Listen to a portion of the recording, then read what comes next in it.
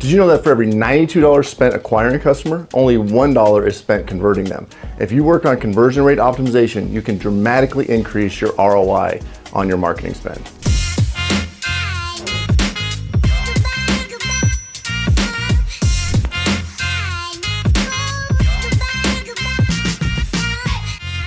Hey there, Oz Colson here with AC Web. Today I want to talk to you a little bit about conversion rate optimization. That's taking a point in the funnel, whether it's a website visitor to a new lead, a lead to a proposal to a closed deal, taking those different conversion points in your funnel and improving the optimization on them. So I just want to talk about that a little bit today.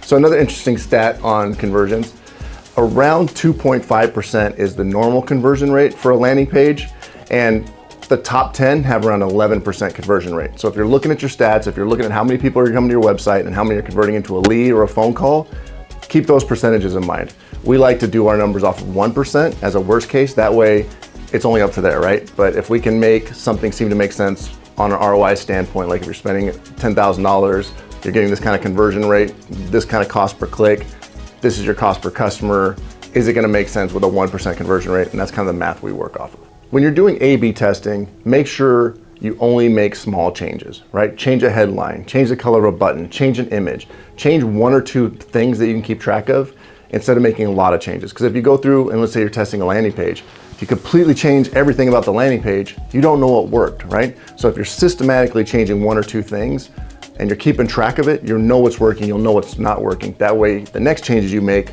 can be a build on the other ones, right? So the key there is just really keep track of what you're changing, only change one or two things so that you're not overdoing it and you know what's working and what's not working. Doing conversion rate optimization, you're gonna be doing a lot of split testing. It's super important to every month, every certain amount of traffic, every week, whatever the frequency is based on your volume, you're gonna wanna test things. The first things that we test are the ads that we're running, right? So every month we'll have an ad running and a second ad running that's like a really close copy to it. And then we'll look at which one is performing better. And each month, the ad that's performing the best, we copy it, we make a slight adjustment, and we keep repeating that. So each month, ideally, the conversion rate is getting slightly better based on very small changes. And you wanna make small changes, not big changes, because you wanna know what worked, right? The other thing that we test is the landing page, right? So we're split testing the ad, we're trying to get as many clicks as possible from the ad. The conversion rate we're caring about on the ad is the click-through rate. The landing page, we're worried about the conversion to a lead, whether that's a phone call or an email form. To test that, we do the same thing I was explaining with the ads, where we have two versions, we make a small change, we keep track of the conversion rate, and we look at which one's doing better, switch out the headline, switch out the image. Most conversion changes from what I've been reading are gonna happen in that first hook, like what gets them engaged. Is it the headline, is it the main image? Changing those big things first is gonna make a big difference potentially. For one of our dentist clients, we changed, I think it was the headline, and we went from like a 10% to a 15% conversion rate.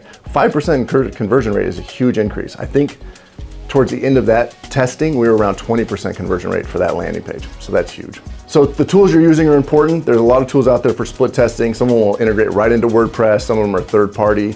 The key is whatever tools you're using, make sure you're getting good stats.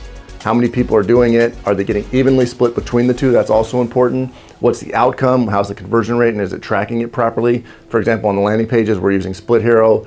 Within the ads, we're just split testing them right inside of Google, because we can tell Google, set that setting so that they run the ads evenly.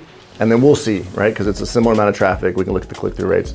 So just make sure you're using tools that let you split test, that divide your traffic, your activity evenly, so that you can compare them equally and then go from there. Another way that you can improve your conversion is by personalization.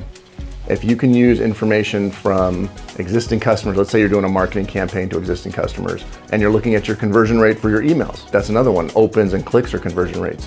Personalization, having their name in there. If you're sending LinkedIn messages, having something like the city or the industry, personalizing will make it, well, more personal to them, right? And they're more likely to interact with it. If you see your name in the email, or you see something that is known about you in the email or on the landing page, or I know even like mailers, banks and stuff like that, personalize them.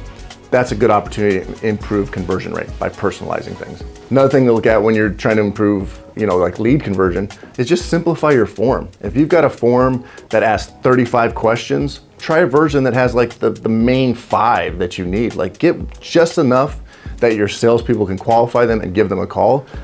don't ask for everything that you need for a proposal necessarily. Now there's some situations where you need all of that and that's fine, but ideally you want as little friction as possible going from reading about the page to giving you their information. And the more questions you ask, the more opportunity you have for them to give up and be like, this is too much work, I'm moving on. So like everything, and I kind of touched on this already, but the key is measuring and iterating, doing it consistently, whether it's a time frame that you use or a certain amount of traffic or a certain amount of activity.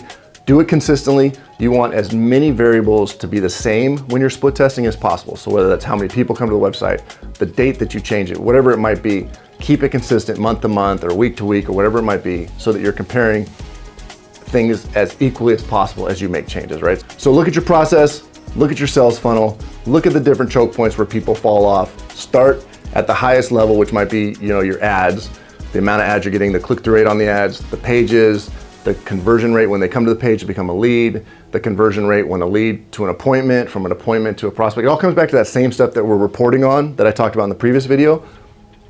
Have those reports so that you can see the different percentages and the different numbers, and then find the key points that you can affect the conversion rate throughout your funnel and make those changes. Do them consistently, keep track of it, iterate it, measure it, be consistent, and hopefully that helps you get a big increase in revenue, because look, a small percentage at the beginning of the funnel can equal a lot of money at the bottom line. Hopefully that helps. Reach out if you have any questions.